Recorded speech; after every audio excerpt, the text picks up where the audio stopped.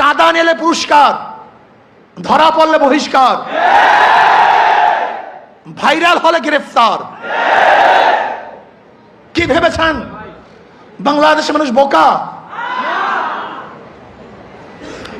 আজকে আমাদেরকে জিম্মি করে ফেলছে। দল এই খুনের দায় দায়িত্ব গ্রহণ করবে না। আমি স্পষ্ট ভাষায় বলতে চাই, এই খুনের দায় দায়িত্ব তারেক জিয়াকে গ্রহণ করতে হবে। এই খুনের দায় দায়িত্ব মির্জা ফখরুলকে গ্রহণ করতে হবে। এই খুনের দায় দায়িত্ব বিএনপিকে গ্রহণ করতে হবে। এই খুনের দায় দায়িত্ব প্রত্যেক প্রশাসনকে গ্রহণ করতে হবে। ইসলামী যুব আন্দোলন বাংলাদেশ কর্তৃক আয়োজিত আজকের সম্মেলনের সম্মানিত সভাপতি ওলামায়ে কেরাম, সর্বস্তরের জনগণ ভাইয়েরা আমার, আজকে আমরা দুঃখিত, লজ্জিত, মর্মাহত। আজকে বাংলাদেশে যে ঘটনা ঘটতেছে গোটা দুনিয়ার সামনে মুখ দেখাবার মতো মুখ আছে বলে আমি মনে করি না। গোটা দুনিয়ার মানুষ আমাদেরকে খুনি মনে করে। যে দৃশ্য দেখেছি মিটফোর্ডের, আমি পুরাপুরি শেষ পর্যন্ত এই ঘটনা দেখতে পারি নাই। আমি নিজেই ভয় পেয়ে গেছি। এ কেমন এক অবস্থা, কেমন এক বর্বরতা! জাহিল যুগকেও ফেল করেছে। মানুষ এত নিষ্ঠুর কিভাবে হয়? মানুষ তো এইভাবে কুকুরকেও মারতে পারে না।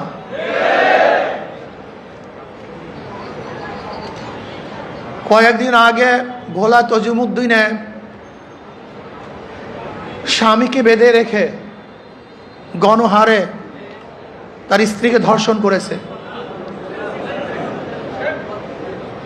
বগুড়ায় মেয়ে বিবাহ দিবে না, শুধু এতটুকুর জন্য তার বাবাকে হত্যা করেছে।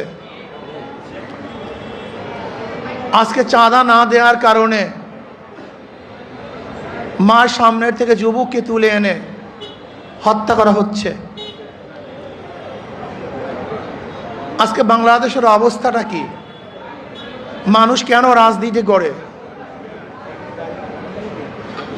রাজনীতি করা উচিত ছিল, উদ্দেশ্য ছিল মানুষকে শান্তি দেয়া, মানুষকে মুক্তি দেয়া, মানুষের নিরাপত্তা প্রদান করা, মানুষের সাহায্য সহযোগিতা করা। অথচ আমরা রাজনীতি নামে কি করতেছি? খুন, ধর্ষণ, দখলদারি, জুলুম, অত্যাচার, অবিচার। এমন কোনো হীন খারাপ কাজ নাই যে আমরা করছি না রাজনীতির নামে। আমরা কি দেখি? যখনই চাঁদা ধরা পড়ে বহিষ্কার করা হয়। বিএনপি পর্যন্ত 3000-এর উপরে বহিষ্কার করেছে। কিন্তু আমি সাংবাদিক বন্ধুদেরকে প্রশ্ন করতে চাই, আমি জনগণের কাছে প্রশ্ন রাখতে চাই, এই বহিষ্কারই কি তাদের চাঁদা ফিরছে? দখলদারি ফিরছে? খুন ফিরছে? তার মানে বহিষ্কার কিছু না, আইওয়াশ, লোক দেখানো এক নিয়ম। তারা কি বলে? ব্যক্তি দোষ করলে দল সেই দোষের দায় দায়িত্ব গ্রহণ করবে না। আমি মনে করি আওয়ামী লীগ, বিএনপি দুর্নীতি ফ্যাক্টরি, খুনের ফ্যাক্টরি। আবরারকে কারা হত্যা করেছিল? যেই ছাত্রগুলি হত্যা করেছিল তারা মেধাবী ছাত্র বাংলাদেশের, কিন্তু এই ফ্যাক্টরিতে যাওয়ার পরে তার খুনি হয়েছে। আজকে হাজারো মেধাবীরা এই আওয়ামী লীগ, বিএনপি করার কারণে ওরা ধর্ষক হয়েছে, ওরা চাঁদাবাজ হয়েছে। এই দলগুলি এমন এক ফ্যাক্টরি, যদি ফেরেশতাও সেখানে ঢুকে আজাজিল হয়ে বের হবে। সৎ মানুষগুলি ঢুকলে চোর হয়ে বের হবে। যাদের হাতে রক্ত ছিল না, এই আওয়ামী লীগ, বিএনপি করার পরে তাদের হাতের মধ্যে রক্তে রঞ্জিত হবে। যারা কোনো মেয়েদের দিকে তাকাতো না, এই দলগুলি করার পরে তারাই ধর্ষক হবে, জালেম হবে, অত্যাচারী হবে, তারাই টাকা পাচার করবে। এমন কোনো জায়গা নাই যেখানে চুরি হচ্ছে না, ডাকাতি হচ্ছে না, দখলদারি হচ্ছে না, চাঁদাবাজি হচ্ছে না। এই বরিশালের এমন কোনো স্থান দেখাতে পারবেন না যেখানে চাঁদাবাজি নাই। আমরা যা দেখছি চাঁদাবাজি যেগুলি আসছে, আপনারা জানেন মিটফুটে খুন হয়েছিল বুধবার, কিন্তু আপনারা যে সাংবাদিক, আমরা দুঃখিত, লজ্জিত, সবার বিবেক মরে গেছে। বাংলাদেশের বিবেক বলতে কিচ্ছু নাই। বুধবার এই ঘটনা ঘটছে, কোন সাংবাদিক এই ঘটনা প্রকাশ করতে পারে নাই, অথচ সবার মাঝে এই ঘটনা ঘটেছিল। নাই একজন বাংলাদেশের সাংবাদিকের ঘটনা প্রকাশ করার মতো, নাই একজন পুলিশ কেস গ্রহণ করার মতো। আজকে এই মামলার যে বাদী, একজন মহিলা, তার সন্তান এখানে এসছে, এই যে তার সন্তান, সোহাগ মামলার এই বাদীর ছেলে, তার নিজের মুখে শুনেন মামলা দেওয়া হয়েছিল কিন্তু পুলিশ মামলা গ্রহণ করে নাই, পুলিশ তার মামলা গ্রহণ করে নাই। আজকে পুলিশ ভিন্ন খাতে এই মামলাকে নেওয়ার জন্য ষড়যন্ত্র শুরু করছে। সব জায়গায় চাঁদাবাজি, শরিয়াতপুর বাস সব বন্ধ, শুনলাম আজকে তাদেরকে বহিষ্কার করা হয়েছে। অথচ আজকে আপনারা দেখেছেন প্রেস ব্রিফিংয়ে, সাংবাদিক সম্মেলনে ঊর্ধ্বতন কর্মকর্তাদের কাছে বারবার জানানো হয়েছে, কিন্তু না, যতক্ষণ পর্যন্ত সব জায়গায় প্রচার না হয়েছে ততদিন পর্যন্ত বহিষ্কার করা হয় নাই। চাঁদা নিলে পুরস্কার, ধরা পড়লে বহিষ্কার, ভাইরাল হলে গ্রেফতার। কি ভেবেছেন বাংলাদেশের মানুষ বোকা? আজকে আমাদেরকে জিম্মি করে ফেলছে। দল এই খুনের দায় দায়িত্ব গ্রহণ করবে না। আমি স্পষ্ট ভাষায় বলতে চাই, এই খুনের দায় দায়িত্ব তারেক জিয়াকে গ্রহণ করতে হবে। এই খুনের দায় দায়িত্ব মির্জা ফখরুলকে গ্রহণ করতে হবে। এই খুনের দায় দায়িত্ব বিএনপিকে গ্রহণ করতে হবে। এই খুনের দায় দায়িত্ব প্রত্যেক প্রশাসনকে গ্রহণ করতে হবে।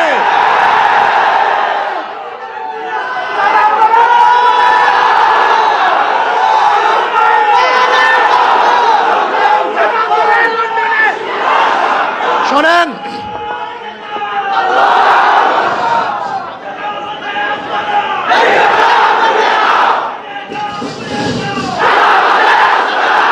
আমি মনে করি অবৈধ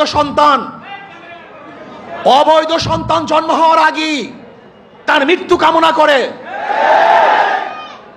আজকে বিএনপি ক্ষমতা যাওয়ার আগেই তার পতন কামনা করে বাংলাদেশের মানুষ চায় না এই চাঁদাবাজ, দখলদার, খুনি, ধর্ষক, জালেমের গোষ্ঠী বাংলাদেশের মাঝখানে বসুক। বাংলাদেশের জন্য চায় না। আমি ঘুমাতে পারি নাই, ওই দৃশ্য দেখ, আল্লাহর কসম, আমি শুধু ওই দৃশ্যই আমার চোখের সামনে ভাসছিল। আমি বিশ্বাস করতে পারি নাই মানুষ শুধু জালেম কিভাবে হয়, এত অত্যাচার কিভাবে হয়। জালেমের গোষ্ঠী, খুনির গোষ্ঠী। শোনো, এক আবু সাইদের হত্যায় আওয়ামী লীগের মাসনাদকে ধ্বংস করে ফেলেছে। লিখে রাখো, 100 হত্যায় বিএনপির মাসনাদ তসনাদ হয়ে গেছে।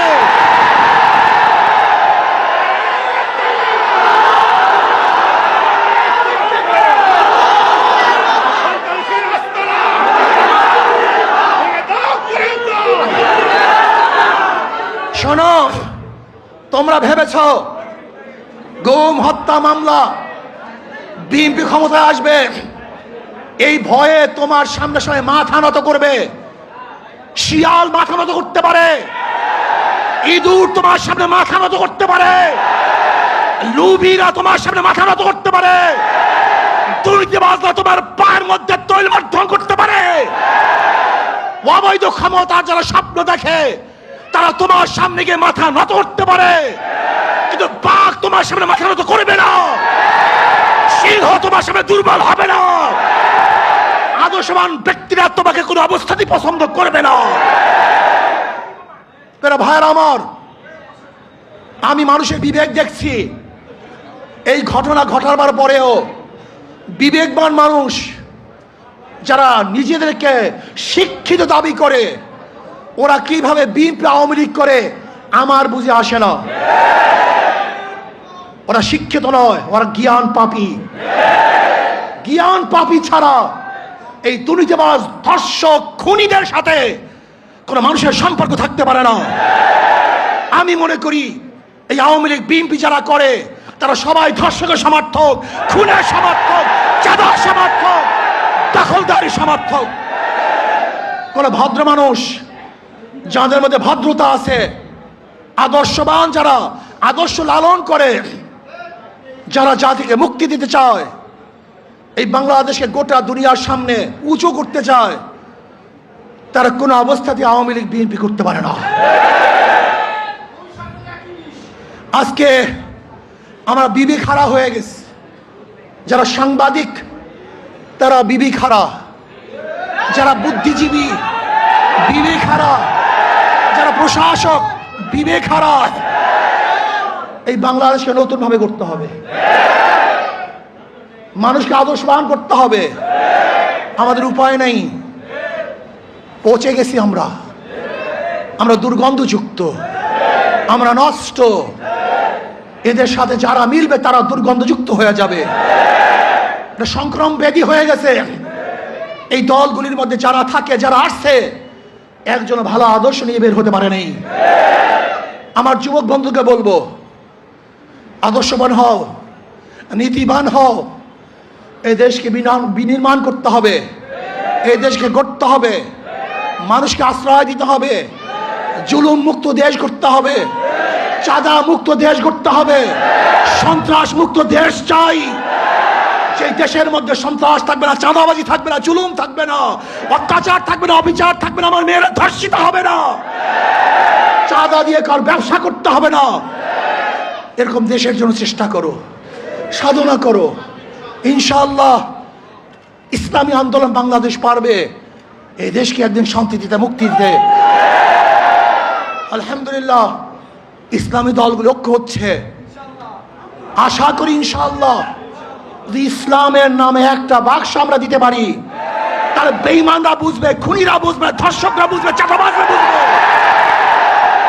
কত ধানে কত চাল।